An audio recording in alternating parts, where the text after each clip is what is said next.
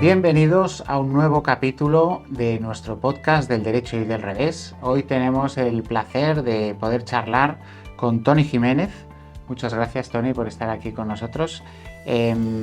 Toni, además de amigo, ¿no?, y compañero, tiene una gran experiencia en diversos campos, en consultoría, en Big Four, en recursos humanos, en Telefónica R&D, y 14 años en KBC, ¿no? Bueno, dentro de sus campos de expertise están un amplísimo expertise que son desarrollo de negocio, mejora de procesos, gestión del cambio, gestión ejecutiva, transformación digital, gestión de cuentas estratégicas, gestión de programas, ejecución agile, venta consultiva, proceso de integración de inteligencia artificial y liderazgo de equipos.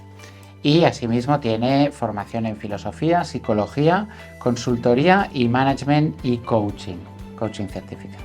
Bueno, muchísimas gracias primero por aceptar la invitación y por dejarnos absorber parte de tu experiencia y tus aprendizajes durante toda la trayectoria que llevas. Y nada, empezamos, si te parece. Muy bien, muchas gracias, Juan Carlos, gracias a ti y gracias por invitarme. Un placer.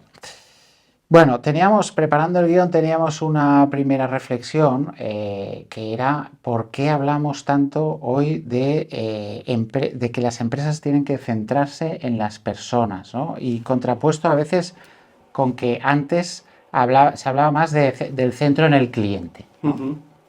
Bueno, claro, al final el cliente todavía no deja de ser una persona, ¿no? Entonces, también lo comentamos, ¿no? Y lo veremos después, ¿no? Pero en una sociedad como la que estamos, una sociedad enfocada más bien a los servicios, o sea, el rol de la persona que ejecuta ese servicio es básico, ¿no? Entonces, bueno, obviamente todos los que sois empresarios o todos los que trabajamos en el mundo del management, vemos que un empleado motivado es un empleado que trabaja mejor.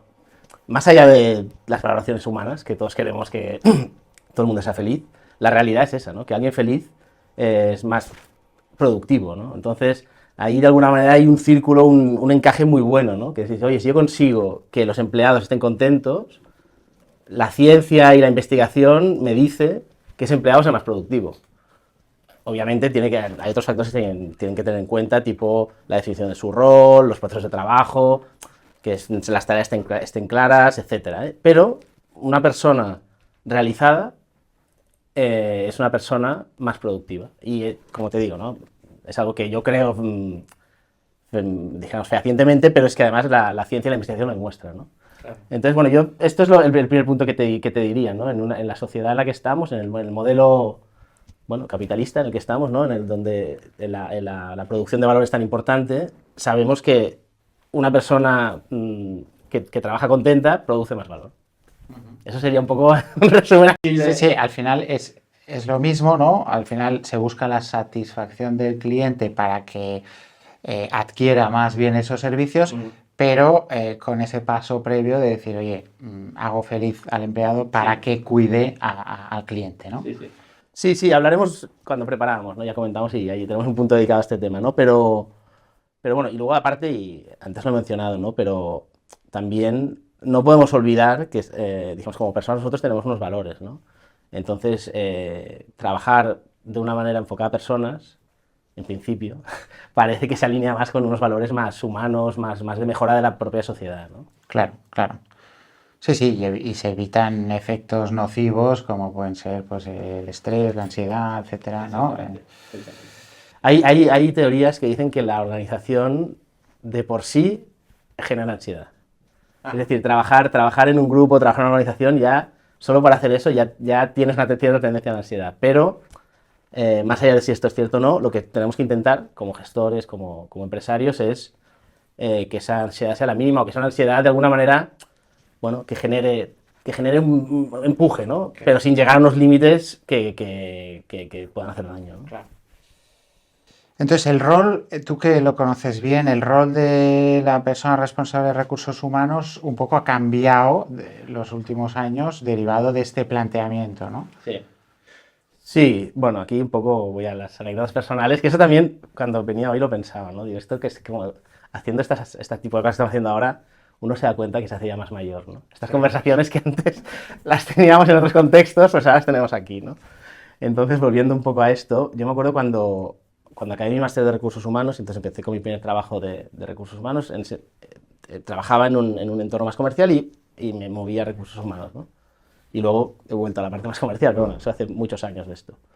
Me acuerdo cuando se lo dije al que era mi responsable en ese momento, me dijo, recursos humanos, dice, claro, bueno, eso es ya, es como el antiguo director de personal, el que iba con el látigo. Y antes un poco la visión era esa, ¿no? Pero esto ha cambiado radicalmente. Ha cambiado radicalmente porque un poco en la línea de lo que estábamos hablando, ¿no? Es decir, la visión del empleado como un mero engranaje productivo sin más, y que cuanto más látigo y más se apretes, como las pirámides, ¿no? Pues más trabajará y más generará, a entender que esa persona tiene unos valores, unos valores que debes tener en cuenta al gestionarla, pero además esa situación ayudará a que sea más productivo, genere más valor. Sí, sí, esto va aparejado también con lo del cambio del jefe, ejercer de jefe o liderar. Efectivamente, es un poco lo mismo. Vale. Perdona, yo creo que antes un poco el antiguo director de personal tradicionalmente era el gestor de las nóminas, Sí. un poco el gestor del conflicto en la organización, vía sindicatos, vía comité de empresa, etcétera. Y eso también ha cambiado, ¿eh? O sea, Y el que velaba por el cumplimiento estricto, ¿no? De los objetivos, de los horarios, exactamente. de todo. La extensión del... Y la aplicación del punishment, ¿no? Bueno, claro, sí, sí. Claro, porque si no, no vaya a ser que el incumplimiento se reproduzca, ¿no? Sí, sí, sí. También un poco la evolución, ¿no? de una sociedad fabril, de alguna manera, fabril entendía el siglo XIX, con este capitalismo tan salvaje de esos momentos, a una sociedad más enfocada a servicios y a generar valor. Sí, porque ahora en este sentido vemos roles de director de personas y director de felicidad, o bueno, director o jefe de felicidad o algo así, ¿no? Cosas novedosas, ¿no? Títulos novedosas que al final son, pues supongo que van enfocados a mimar al empleado, ¿no? Bueno, porque también está el tema de la guerra por el talento, ¿no? Es decir, oye, es que al final, y tú lo sabes bien, ¿no? En tu día a día, ¿no? La dificultad de encontrar a buenos profesionales y buenos profesionales y que se queden. Y solo se queda quien se quiere quedar. Y para quererse quedar tiene que estar a gusto. Entonces, el nuevo director de personas o de recursos humanos tiene que ser el que genere esas condiciones para que esas personas pues trabajen de la mejor manera, estén a gusto y se quieran quedar donde están. Porque si no, el bueno se te irá y te quedarás con el que no te interesa. Sí, sí, y en una empresa de servicios, si te quedas sin la maquinaria o la maquinaria no está bien estructurada, pues al final todo plan de negocio cuesta mucho más de llevar a cabo, ¿no? Sí, sí. Hablemos, Tony, de liderazgo de perfiles cualificados. Tú que has estado muchos años con equipos, liderando equipos cualificados, háblanos un poco pues de los temas. Yo tenía apuntado aquí, oye, gestión de egos, retribución, intangibles, intangibles entendidos como conciliación, realización, empleabilidad, etcétera, ¿no? Sí, a ver, también a veces cuando pensamos en esto, pensamos al final en un tipo de organizaciones determinadas, ¿no? Pero ciertamente son organizaciones muy punteras, ¿no? Porque tampoco, como, bueno, es lo del equipo de fútbol que siempre se habla, ¿no? Tampoco puedes tener 11 Messi, ¿no? No, Porque esto no se puede gestionar. tampoco irían bien, seguramente, Claro, 11 meses. claro. Pero sí que quieres tener al mejor en su posición, ¿no? De alguna manera, o al mejor, o al que lo pueda hacer de la mejor manera, ¿no? Y entonces lo que comentábamos de las personas, ¿no? Cuando trabajas con profesionales expertos o cualificados, o quizá no tan expertos, pero gente joven con las ideas muy claras y muy válidas, con mucha capacidad intelectual, hay que saber entender sus necesidades y hay que ayudarles a que ellos puedan desarrollarse y gestionar su tarea de la mejor manera posible, ¿no? Y además, para darle más dificultad al tema, como parte de un equipo. Porque muy raramente nadie trabaja de manera individual. Incluso vosotros los abogados, por mucho que estéis enfocados en un tema, siempre sois parte de un despacho y en algún momento vas a tener que trabajar con un compañero, ¿no? Entonces esta gestión es difícil porque también hay una parte de la psicología personal, ¿no? De lo que cada uno quiere y qué es lo que yo quiero, por qué quiero, todos queremos hacer el trabajo bien y todos seguramente tenemos unas motivaciones similares, pero además a mí me gusta que me hagan más caso, a mí me gusta que las cosas estén muy claras, a mí me gusta que haya muy buen rollo, pero a mí me gusta que haya muy buen rollo y trabajo contigo que a ti el buen rollo te da igual, o a mí me gusta que me hagas mucho caso, pero trabajo con otro que lo que quiere es que, oye, que nos dejen tranquilos, ¿sabes? Que vamos nosotros a la nuestra. Entonces, bueno, saber gestionar toda esta situación no es fácil, pero, bueno, hay metodologías ahí. Al final yo, desde mi experiencia, lo que he visto es que lo que el manager o el líder tiene que hacer es, de alguna manera, marcar un poco las reglas del juego para el grupo, ¿no? Tener clara la tarea y marcar las reglas del juego. Y a partir de ahí, ir dejando, observando y entonces ir interviniendo personalmente a medida que entiendes cómo es cada uno. Y como te decía, uno va a querer una cosa, el otro va a querer otra, pero un poco desde lo exterior, ¿eh? Sin intentar estar muy encima. Porque con gente cualificada es difícil, esto no suele funcionar. Sí, porque es muy interesante lo que decías antes, o sea, cada persona tenemos nuestra sensibilidad que cambia, o sea, no hay una igual. No, claro. Entonces los valores pueden ser parecidos, pero la sensibilidad es a unas cosas, a otras y tal, no hay una igual, ¿no? Y entonces te preguntas a veces qué ha de hacer la empresa, ¿no? Adaptarse a cada una de esas. No podemos. No se puede, no se puede puede. ser. Entonces, pues eso, trazar unas líneas coherentes y a partir de ahí, pues, gestionar los egos y las particularidades. Sí, perdona. La escuela donde yo me formé en temas de trabajo en equipo y grupos, ellos hablan mucho de las 3 T's, ¿no? Que es, que lo diga bien, ¿eh? Time, Task, Territory, ¿no? El tiempo, la tarea y el territorio, ¿no? Entonces, tiene que estar claro cuánto tiempo tenemos para hacer las cosas, porque si no, ¿no? ¿Cuál es la tarea? Y entonces la parte del territorio es lo que te decía de marcar las fronteras, ¿no? Decir, oye, estas son las fronteras. A partir de aquí, vosotros, ¿no? O sea, el manager, el líder, tiene que definir claramente estas 3 partes. Y, en teoría, pues el grupo debe autoorganizarse para ir avanzando. Nunca es así, ¿eh? Siempre tienes que ir interviniendo. Pero, si esto está claro... Sí, entonces dices, claro, poner el foco en lo objetivo, ¿no? En el objetivo de forma objetiva, ¿no? Y luego, como cada uno sea capaz de llegar a esos objetivos, siempre que cumpla esos parámetros, pues bueno, puede tener cierta flexibilidad, ¿no? Sí. Bueno, no sé, ¿estás de acuerdo tú? Sí, la verdad es que sí, sí. Eso nos lleva, por ejemplo, a temas como presencialidad o no, ¿no? Que también ha cambiado mucho, ¿no? Oías que estuvo muy de moda el trabajo en remoto, ahora parece que hay sectores que eran muy remotos, ahora lo son mucho menos, porque se pierde, no sé, la presencialidad pues aporta muchas cosas, ¿no? Claro. Y bueno, y entonces supongo que en el medio está la virtud, ¿no? Bueno, eso sí. Eso sí, pero yo estoy de acuerdo contigo, en el medio está la virtud y un poco lo que... En el tema del trabajo, ¿no? Pues parece que es un modelo híbrido, ¿no? Modelo híbrido, sí. Eso funciona bastante bien. Pero volviendo a lo de antes, lo que es importante es que esté claro el boundary, ¿no? Sí. En esta casa, en esta empresa, en este grupo, nuestro boundary es este. Y a partir de ahí tenemos flexibilidad. Pero hay unos límites, ¿no? Y entonces esa es la parte que tenemos que trabajar como managers, o como empresarios, ¿no? Luego también que ese boundary, como dices, sea alcanzable dentro de del marco laboral que cada uno tiene, ¿no? Porque, claro, según todos conocemos casos de startups, ¿no? Tenemos que cuadruplicar ventas este año, ¿no? Sí. Y entonces todo vale, ¿no? Para eso hay que hacer dobles jornadas y tal. No, tampoco es eso, ¿no? No, claro, no, pero es que ya estas fronteras, ¿no? Para no decir límites, estas fronteras que te digo, estos boundaries, muchos ya vienen dados por la legislación, en vuestro caso, ¿no? O sea, ya son unas fronteras que, oye, aunque yo quiera hacer esto, aunque yo me parezca que esto tiene sentido, esto yo no voy a poder hacerlo, ¿no? Se tiene que respetar y ya está. Claro. O sea, sí.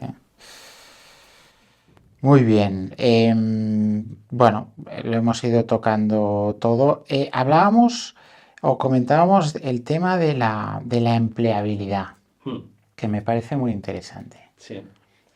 Bueno, es un poco en los perfiles cualificados o, bueno, cualquier perfil, ¿no? Y lo que decíamos antes de que yo, como líder de este equipo, a mí me interesa tener a esta persona dentro, porque yo sé que me aporta mucho valor.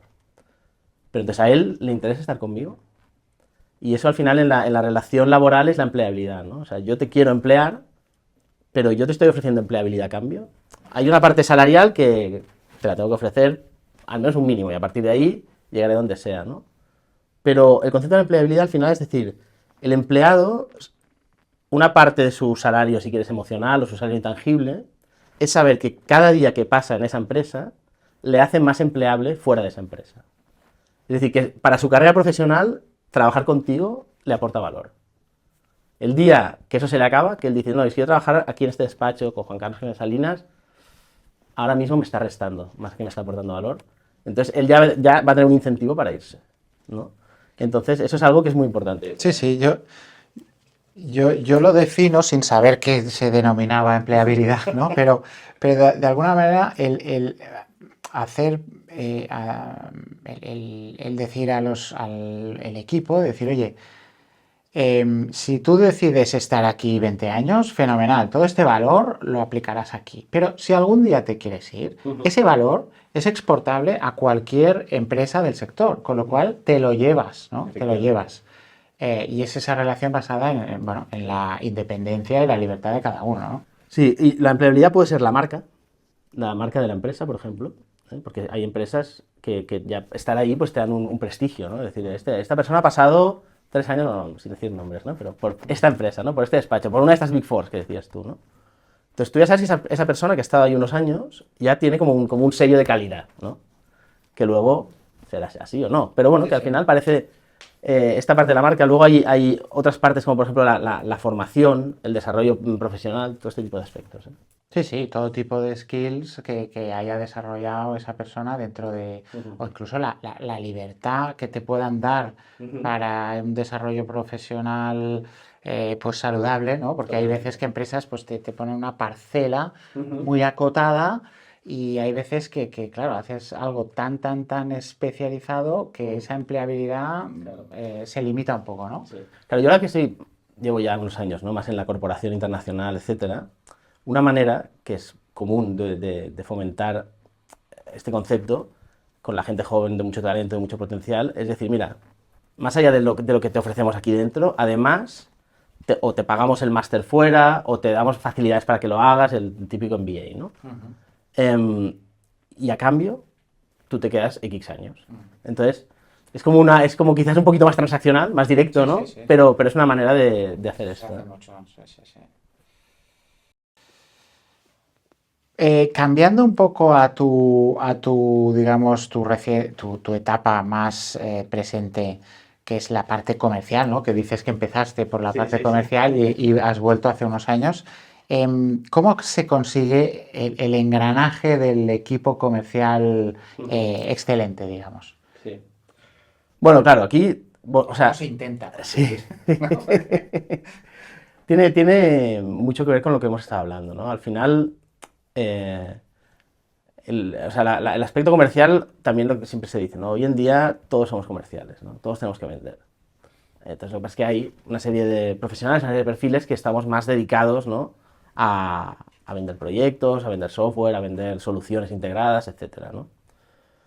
Entonces volvemos a lo mismo, lo que comentábamos de la gestión de perfiles muy preparados, etcétera, con la gestión de profesionales comerciales es algo parecido. Normalmente, y repito, estoy pensando en profesionales comerciales que venden soluciones, dijéramos, pues, de software o de consultoría, etcétera, ¿no?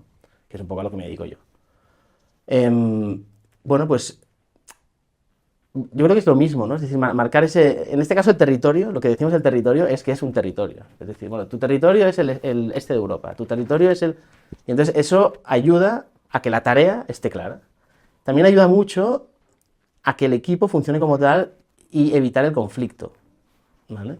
Evitar el conflicto entre los miembros del equipo, ¿no? Porque muchas veces, cuando los roles no están claros, cuando las tareas no están claras, cuando las zonas de foco no están claros, es fácil que haya interacción y a veces conflicto. Solapamiento. Exactamente. Sí. ¿No? Entonces, bueno, a ver, tampoco tengo una solución mágica, ¿no? En el caso, en estos casos de estos perfiles que te hablo, ayudan mucho lo que llamamos el ICP, que es el Incentive Commission Plan, que al final es la definición del plan de comisiones, pero que va mucho más allá del plan de comisiones, ¿no? Es decir, no es tanto solo las comisiones, sino también en qué te tienes que enfocar, en qué territorio tienes que enfocar, en qué tipo de soluciones te tienes que enfocar, ¿no? Y eso queda escrito de alguna manera y definido, y eso ayuda mucho realmente, ¿eh? Ujú, ujú. El plan de incentivos, claro, tiene que ser a medida, bueno, es algo que se va aprendiendo. Tú debes haber visto Sí, muchos planes de sí. incentivos que van evolucionando. Bueno, también este es un debate que no nos lo acabamos, ¿eh? No tenemos tiempo. A ver, el plan de incentivos, a ver, es que hay... Es un mundo, ¿no? Sí, sí, lo primero para empezar es, ¿debe existir o no debe existir? Entonces, más o menos hay un acuerdo entre las empresas, dijéramos, bueno, a partir de cierto volumen, de que las personas que trabajan en ventas, una parte de su salario tiene que ser variable, ¿vale? Entonces, esa parte variable tiene que estar definido por ese plan de incentivos, ¿no? Lo cual puede ser que sí o puede ser que no, ¿eh? Porque también, repito, ¿no? El debate es yo quiero hacer bien mi trabajo y si mi trabajo, o sea, y voy a hacerlo mejor sabiendo que tengo una comisión o no. Yo no lo tengo tan claro. Lo que sí que es cierto es que la comisión te guía hacia un sitio, que es lo que te decía. Ahí sí que le veo mucho el valor, ¿no? Es decir, si yo sé que si me enfoco en la venta de esta solución, es lo que la empresa quiere, con lo cual mi comisión va a ser X, y si hago otras cosas, o no voy a tener, o voy a tener una comisión mínima, pues, bueno, ya naturalmente me voy a enfocar en eso, ¿no? La pregunta es, si no tuviera nada, ¿yo dejaría de trabajar, dejaría de vender? No, pero quizá vendería menos enfocadamente. Vendería lo que a mí me pareciera que es más interesante, ¿sabes? Que quizá sería lo que a la empresa le parece o quizá no. Supongo que el diseño de estos planes de incentivos dependen pues, de muchas cosas, ¿no? Del producto o servicio que vendas y digamos, el tiempo de maduración del proceso de venta, del planteamiento cortoplacista, medioplacista o no, o sea, de si quieres incentivar el largo plazo o no, Sí. porque supongo que porque claro, el problema de sofisticar, me imagino, un plan de incentivos es que como no encaje perfectamente, al final produce el efecto adverso, ¿no? Que es desincentivar, ¿no? Bueno. O si la compañía o el producto coyunturalmente va mal, pues entonces desincentivas, ¿no? Y puedes tener fugas. Tema delicado. Sí, por ejemplo, y también esto es un debate, ¿no? Que va más allá y es casi un debate social, ¿no? Las grandes corporaciones americanas, por ejemplo, que le llaman quarterly driven, ¿no? O sea, digamos, gestionadas a nivel trimestral. Cada trimestre tienen que presentar resultados en la bolsa. Y según lo que presenten, la acción sube o baja. Según la acción sube o baja, pues pasan muchas cosas, ¿no? Entonces, estas empresas bajan hacia abajo este modelo de funcionamiento, ¿no? Con lo cual, o sea, lo que naturalmente pasa es enfocarte al corto plazo. Otra cosa es que luego también está la parte de los planes estratégicos, la visión de largo plazo, los ejecutivos que no son tan cortoplacistas, obviamente, ¿eh? Pero el modelo es este, ¿no? Entonces, como dices tú, ¿no? ¿Cómo vivir en un mundo donde necesito resultados a corto plazo, pero al mismo tiempo sé que a pan para hoy, hambre para mañana, ¿no? Que necesito también tener una visión y pensar dónde voy a estar dentro de 5 años, ¿no? Bueno, a ver, no sé si tienes la solución tú, pero... Bueno, yo creo que cada empresa va perfilando y perfilando su plan hasta que ve que tiene sentido, ¿no? Hablábamos o teníamos apuntado el tema de la dimensión humana en las empresas de servicios. Y algo que charlando contigo el otro día pues me llamó la atención, que ya lo había oído, pero dicho, explicado por ti, me llamó más la atención, que es el cliente externo, el concepto de cliente externo y cliente interno. Explícanos un poco más este tema. Vale, bueno, recuerdo cuando empecé en el mundo de la consultoría, tuve un profesor, Joan Roma, que todavía está activo creo, que es un gran consultor y un gran profesor, y él nos hizo una pregunta en la clase, ¿no? Nos dijo, aquellos de ustedes o aquellos de vosotros que trabajéis en empresas de servicios que dan servicio a un cliente, ¿qué servicio están ustedes dando como empresa a su cliente interno? Que al final todas las funciones, dijéramos, de back office, ¿no? Pues como finanzas, facilities, recursos humanos, compras, bueno, todas las funciones que hacen, dijéramos, que hacen que la empresa funcione, obviamente, IT, ¿no? Tienen que estar orientados a un cliente, que es el cliente de dentro, el empleado de la empresa, ¿no? Que necesita el ordenador, que necesita que funcione el acondicionado, que necesita que le pague la nómina, ¿no? Entonces, si nosotros, el front office, es decir, aquel que está hablando con mi cliente, quiero que actúe de una manera, si él lo que está recibiendo en casa es otra cosa, se genera ahí ¿no? Como Sí, una distorsión. Exactamente, una distorsión, ¿no? O sea, O una disfunción. Sí. Bueno, da igual. Entonces, o sea, es muy importante esto, ¿no? Entonces, es decir, oye, ¿cómo nos enfocamos como organización a ese cliente interno? O sea, ¿cómo hacemos que toda la organización de verdad esté enfocada al cliente, ¿no? Y también tengo otro amigo, Sergi Corbeto, que él tiene esta idea de la empresa del donut, ¿no? Que es decir, toda la empresa, toda tiene que estar enfocada al cliente. Él es todavía más agresivo, ¿no? Él dice al cliente de fuera, hasta los de recursos humanos tienen al cliente de fuera. Yo tanto no digo. Lo que digo es que todos tenemos que estar orientados al cliente, estemos donde estemos, sea el cliente de fuera o el cliente de dentro. Y el servicio tiene que ser excelente, tanto de unos como de otros. No puede ser, no es tolerable, no es aceptable que a mí, como gestor de una gran cuenta, no se me permitan ciertas cosas, como no se me deben permitir, o se me incentive para hacer unas cosas que es la que se me debe incentivar para hacer. En cambio, a la persona que tiene la interacción conmigo para hacer, pues eso, pues para gestionarme mi PC o las nóminas o los gastos de viaje o lo que sea, se le permitan o se incentive otro tipo de comportamiento, ¿no? Eso no puede ser desde mi punto de vista, ¿eh? Yo creo que es una gran reflexión para empresa pues más pequeña y mediana, que mira más hacia el cliente externo. Y entonces hay veces que te dejas al cliente interno un poco más olvidado, o hay procesos pues que quizá se puede tener un amplio margen de mejora, ¿no? Sí, perdona, también que estoy viendo citas aquí de compañeros y amigos, ¿eh? También tuve otro responsable, otro manager, que también decía una cosa que se me quedó muy grabada, ¿no? Decía, es que los clientes son como la sangre de nuestra organización, ¿no? Y es verdad, es que sin ellos no vivimos, ¿no? Entonces, eso que para los que estamos, como tú, como yo, todo el día trabajando con clientes, realmente es algo que lo vives y lo notas y lo sientes, pues lo tiene que sentir todo el mundo, ¿no? Y eso tiene que sentirlo, oye, y hay mucha gente que lo ve así, ¿eh? O sea, sí, totalmente. Muy bien, oye, para acabar, hemos dicho que eres coach certificado, ¿no? En Inglaterra. Sí. No recuerdo el instituto. Es el Instituto Tavistock, que es un instituto que se fundó en los años 20, yo creo, en Londres. Y que te lo quería mirar y no me acordé. No sé si lo fundó Anna Freud, la hija de Sigmund Freud, o cuando emigraron desde Viena, Anna Freud y su padre, ella empezó a trabajar en el instituto. Pero bueno, dijéramos, es un instituto que lleva esto, pues unos 100 años y ellos han trabajado mucho en todo el tema de los equipos de trabajo, los grupos, todo este enfoque, ¿no? Y muy interesante, sí. ¿Y cuándo lo hiciste Pues yo creo que hace ya 15 añitos, algo así, sí. Bueno, pues sacando un poco tips de coaching, ¿qué crees, qué consejos podrías dar para en general, tanto para empleados como empresarios, ¿no? Y hablábamos de la comprensión del entorno de uno mismo para lograr el éxito profesional, ¿no? Hablando de carreras profesionales, sobre todo. Lograr entender el entorno que te rodea y, sobre todo, también uno mismo. Y eso ligado también con el mundo de las emociones, ¿no? Que al final lo cubren todo.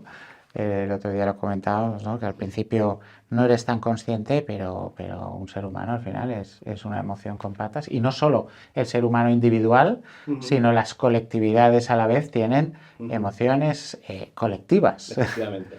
Y todo eso hay que manejarlo para que unas a otras puedan convivir, ¿no? Y no rocen demasiado. Así es.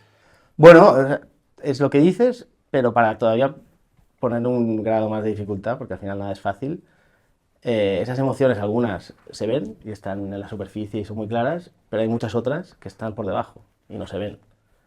Entonces, claro, muchas veces, pues que no estoy así y sobre todo, bueno, quizás cuando te vas madurando te vas entendiendo más, ¿no? Pero ¿cuántas veces nos pasa, ¿no? Que nos pasa algo pero no sabemos qué, ¿no?